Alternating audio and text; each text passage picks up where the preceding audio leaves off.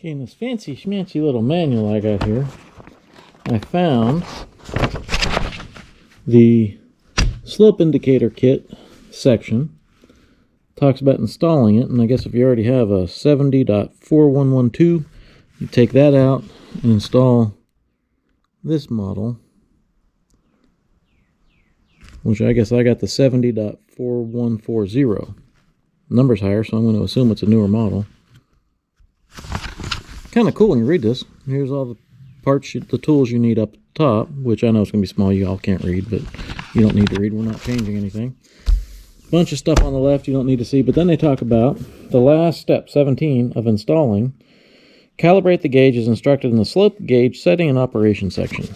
Well, hey, look what the next page is. Slope gauge setting and operation section. Warning, do not attempt to use blah, blah, blah. Don't kill yourself. Never set the slope. Never set the limits higher the value than the power unit configure can safely handle. 84 degrees is a little steep. Okay, operation. The slope gauge is equipped with a sensor to the left of the display. Oh, I thought it was on the right. That's why it wasn't working. So that's the sensor area. Hold your thumb over the sensor for the required time period. Oh, required. What is required? Okay. I guess until it does something. Cover the whole thing. Follow the instructions on the display screen. Now we need to see the other side of the screen. Oh man, this magnet works too well. Okay. Starting below. Swipe your thumb up across the sensor, scroll through options, tips. Do not try and hold or swipe while wearing gloves. Okay. Every time the power is started up, the slope gauge display Ventrac. Alarm enabled, alarm muted. Where's the calibrate? Here. To calibrate. Change the on. Hold your okay, that's the 8 seconds is the required time to enter the options menu.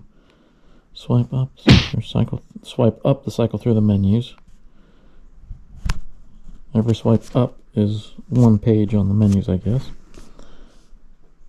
Oh, there's little dots to tell you what page of the menu you're on. Screen 1 allows the user to mute. I don't want to mute. Screen 2 changes the audible alarm. Don't want to do that. Screen 3 changes the visual alarm. Don't want to do that. Calibrate. There we go. Screen 4 is what we want. Calibrate the gauge. This zeroes out the angle at the current position. I know I'm at 3 degrees right here because that's what it said when I started. But you know what? If I'm flat and it says that I'm at -3, that's better than it telling me I'm at 84 going up the hill. We'll have to find a level spot somewhere, but let's just see if we can calibrate it for today. That's it. Calibrate. This zeroes out the angle, current position. Oh, refer to the slope gauge calibration section for the calibration instructions. There's a whole other section on screen 4. Change the display. Okay, that's how you can change how it looks. There's all the different... Oh, look at all the fancy... That might be neat. Look at the different options they have. Oh, that's kind of cool. You can see if you're lefty, righty, and uppy, downy. Okay. Screen 7 exits. Okay, where was the...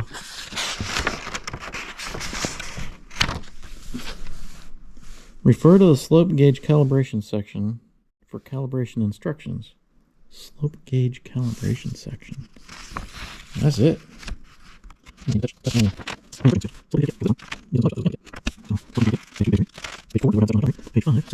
Ah! Helps if you read. Slope gauge calibration. Park the power unit flat surface. Shut the power of the unit engine off. And lower any attachments to the ground. Okay. Attachment on ground. Turn the ignition key to the run position. Yeah, turn it to the run position. We're going to read this whole thing before I turn it on because it's going to beep like a madman.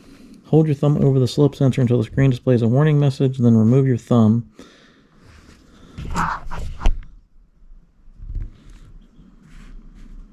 Hold your thumb on the sensor again for...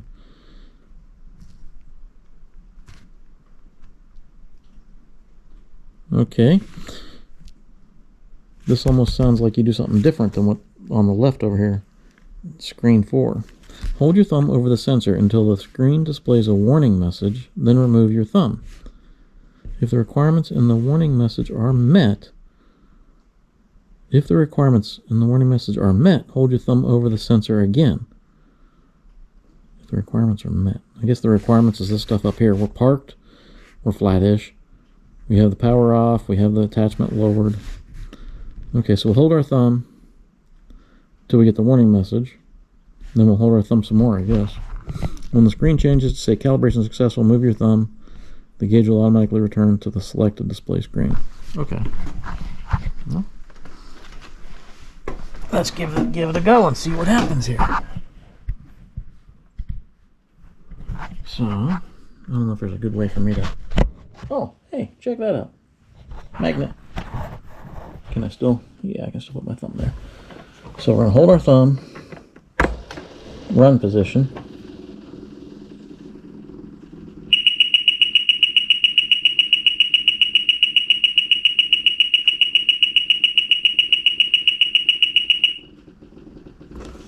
Okay. We're going to swipe up. Those lights are... Oh, look, it's changing on its own. I'm not even touching it. Look at it go. Bam, bam, bam, bam, bam, bam, bam. Well, that's uncool.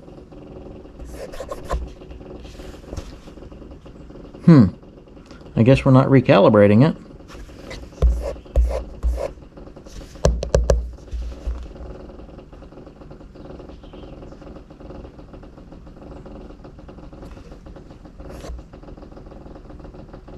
I don't want that.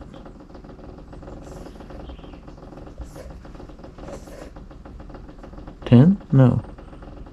I think this thing's broke. I'm not even touching it and it's changing. Look at it go.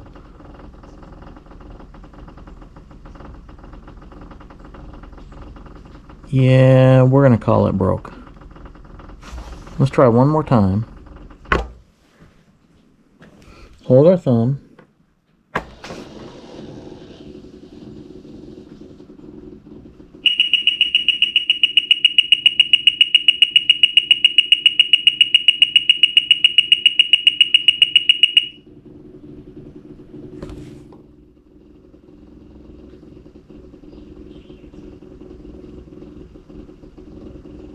I'm not touching anything.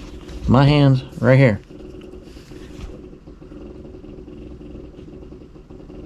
I don't know if it eventually stops.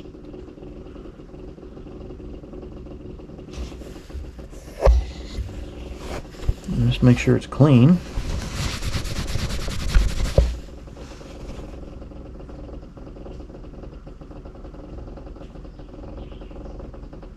Now in the manual there was something about a 5 amp fuse.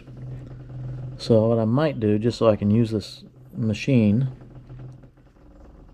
until I guess they come out and pick it up again. Obviously, they did not check the machine out. Obviously.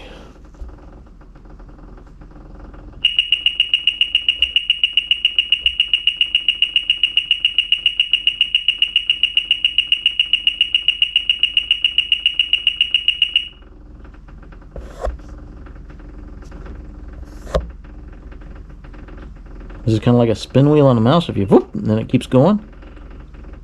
Oh, we swipe down. Nope.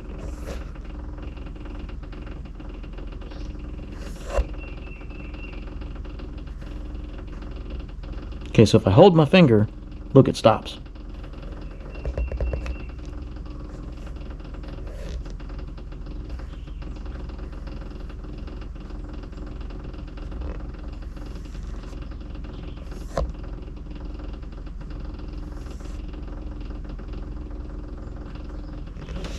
Okay.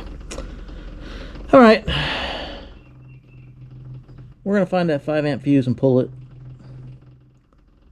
And we'll call this Ventrac issue number 2. Not bad. I broke 6 hours. I guess broke's the bad word. I have exceeded 6 hours on the machine before I had my second issue.